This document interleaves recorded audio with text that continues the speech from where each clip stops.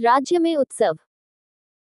एक बार राजा कृष्णदेव राय ने अपने दरबार में कहा, नया वर्ष आरंभ होने वाला है। मैं चाहता हूं कि नए वर्ष पर जनता को कोई नई भेंट दी जाए, नया तोहफा दिया जाए। आप बताएं, वह भेंट क्या हो, वह तोहफा क्या हो। महाराज की बात सुनकर सभी दरबारी सोच में पड़ गए। तभी मंत्री महोदय कुछ सोचकर बोले, महाराज, नए वर्ष पर राजधानी में एक शानदार उत्सव मनाया जाए।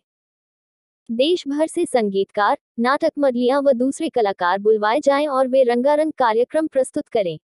जनता के लिए इससे बढ़कर नए वर्ष का उपहार और क्या हो सकता है। राजा कृष्णदेव राय को यह सुझाव बहुत पसंद आया।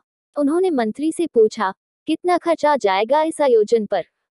महाराज, कोई खास ज्यादा नहीं, यही 10-20 लाख स्वर्ण मुद्राएं ही खर्च होंगी।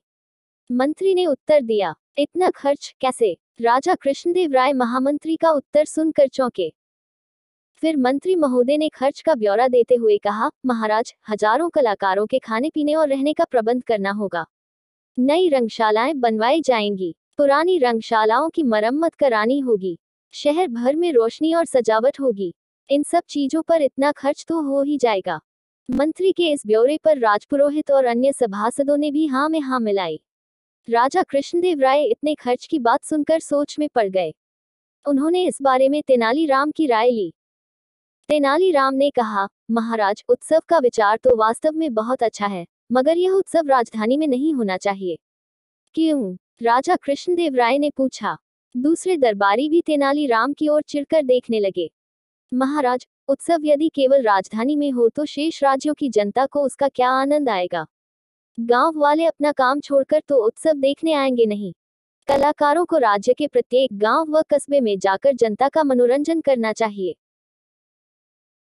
कलाकारों की कला के माध्यम से जनता अपनी संस्कृति, अपने इतिहास को जानेगी तथा कलाकार संस्कृति की धरोहर रखने वालों से परिचित होंगे। साथ ही कलाकारों का स्वागत सत्कार गांव वाले करेंगे। तेनालीराम, तुम्हारी बात तो बिल्कुल ठीक है। इसके लिए जितना धन चाहो खजाने से ले लो।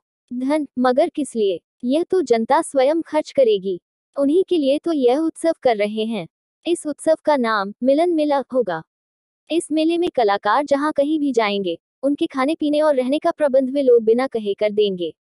हाँ, आने जाने का प्रबंध हम कर देंगे। इस तरह बहुत कम खर्च आएगा महाराज, मगर इस उत्सव मिलन मेला का आनंद सभी उठाएंगे। राजा कृष्णदेव राय को तेनालीराम की बात जंच गई। उन्होंने उत्सव का सारा काम तेनालीराम को सौंप दिया।